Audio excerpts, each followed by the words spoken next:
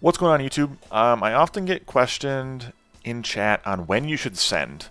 And now, while that's a very complicated question, there are some basic principles to kind of go by. And I think I can kind of give you guys at least an overview, if not a general guide here. So the thing to keep in mind is you need to really know what your typings are like, right? The thing to look for is, and this I think really works out well for like wave 1 through 3. If you'll notice, wave 1 is Pierce, wave 2 is Impact, and wave 3 is Magic.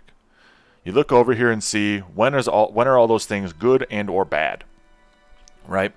So Impact does less damage to Swift, does less damage to Natural, but more damage to Fortified and Arcane. Pierce does more damage to Swift, less to Natural and Fortified, more to Arcane. And Magic does neutral to Swift, a lot more to Natural, and a little bit higher to Fortified, and then a lot lower to Arcane. So what you need to keep in mind is those are like your main typings, right?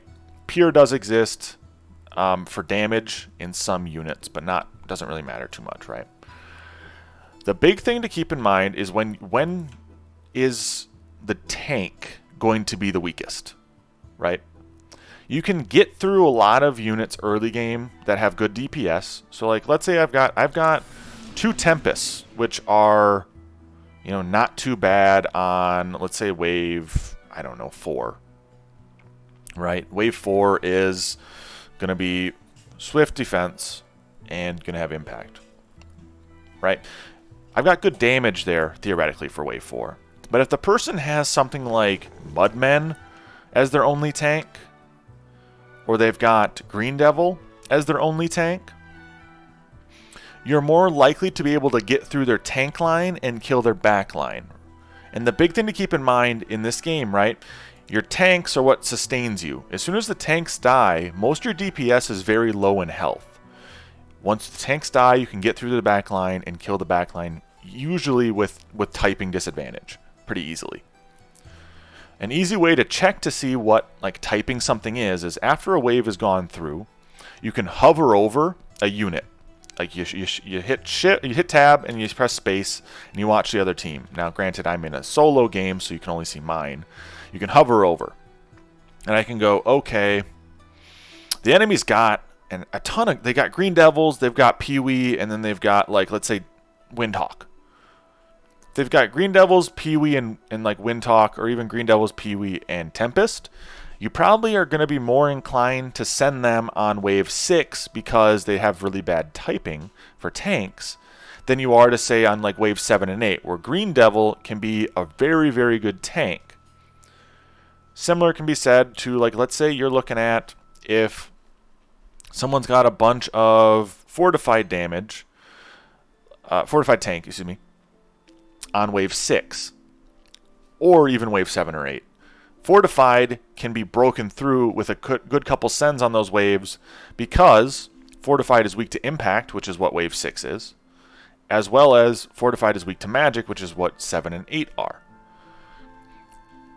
For the most part, you just need to be paying attention as you're new to the game to what your typings are of the enemy tanks and kind of building off there. There's a big meme about how you can just basically Brute on 3 or Imps on 5, right? The reason why Brute on 3 works so well is you're combining both an impact damage unit, as well as one that slows down the enemy attack speed, with a wave that does magical, right? So any wave that anything that impact is worse on, such as Swift, Natural, Magic does good damage on those waves. The reason why Imps on 5 is a meme, Imps do magic damage, right? Do magic damage, and 5, most people are going to have things that are going to be good against Pierce. So Pierce is going to be bad against Natural and Fortified, which Imps is going to rip through. People will often put down something like a Mudman. People will often put down something like an Antler for 5, and then at that point, Imps is going to be strong against both of those typings, right? The biggest thing I can say for new players is pull up your charts, which you can get by clicking on this little, crab picture here. Pull up those charts, move them to a place that's effective for you. I like the top left, and I like right beneath the scoreboards, which is also helpful because it works for my stream overlay. But the big thing is always have those available and reference them as often as you realistically can. For the most part, you send to damage the tank, you leave the backline as cleanup crew, but there's a couple exceptions. If someone's got backline of Aqua, that's their main DPS. They've got a bunch of masks all over, right? They got masks spread around everywhere. They're running Pyro, right? They've got a Pyro sitting here. That Pyro may not be their DPS. May not be their tank line. But in those situations, when someone's using an area of effect unit, you might want to then look at sending Safety Mole and Hermit instead of just going for the tank killer. And there's more nuance to it, right? There's a lot that goes into this game, and that's why it's hard to really say always send X on wave Y, because it's never going to always work that way. Sending a Brute on 3 most of the time will leak a lot of, I would say not bad builds, but a lot of single unit builds are going to be susceptible really bad to Brute on 3. There's a reason why I recommend Yozora or Zerker to people when they're new, is that Brute on 3 is not necessarily as good against a Swift unit as it would be, say, a unit such as, I don't know, a Green Devil start. That's kind of the biggest thing to keep in mind, though, is that you want to try to go for the front. If they have area of effect units, try to send things that negate their damage at that point, and kind of keep swinging. I would recommend, if you have a build that you like to use, and you use it often, try going into a sandbox like this and just sending things to it.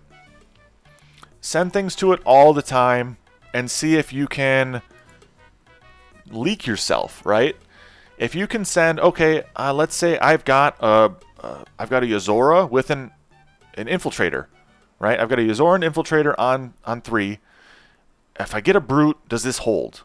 Does this combination hold? Does it hold when I build it this way or that? You need to kind of figure out what works for you and then kind of try to explore the game a little bit more. To send yourself in sandbox, all you do is and I'll clean this up real quick, just to give you guys an example.